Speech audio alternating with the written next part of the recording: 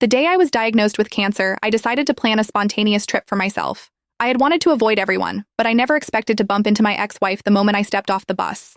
10 years had passed, and neither of us was the same as before. She had washed away the tattoo I'd drawn on her and was now dressed in designer clothes. I, on the other hand, had taken off my wedding ring and was now wearing a urinary catheter. We exchanged a few polite greetings, both of us tactfully avoiding any mention of the past. As we were about to part, Yvonne Grant suddenly spoke.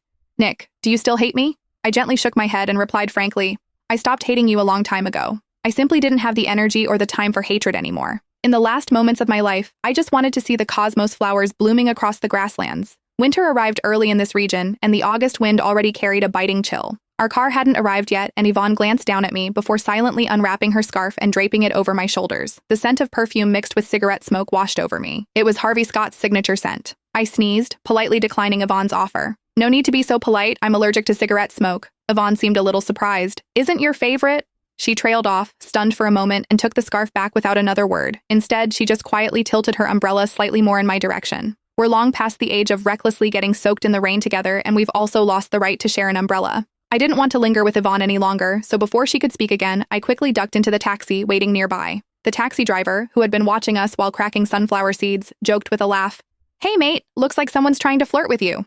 She's a pretty one. Aren't you going to consider it? She's been looking back at you ever since she left the station until you got into the car." I took 2 pills from my bag and shoved them into my mouth, answering somewhat indistinctly, "No, I'm not considering it. That woman is my ex-wife. We divorced 10 years ago." The driver was taken aback, scratched his head in embarrassment, and deliberately changed the subject. "Oh, I see. Hey buddy, you're here to see the cosmos flowers too, right? It's a shame you didn't come a bit earlier. They're almost all gone." I turned my head to look out the window. The dripping rain blurred Yvonne's retreating figure, and I couldn't see the road ahead clearly. I took a sip of water, suppressing the bitterness in my mouth, and said softly, "I had originally planned to come earlier.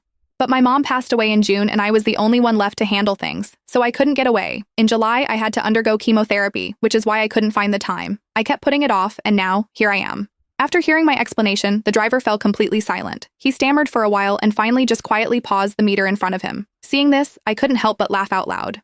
"No need to be so polite, bro. Life and death are a matter of fate. I've long accepted that. The road is still long anyway. Let's chat."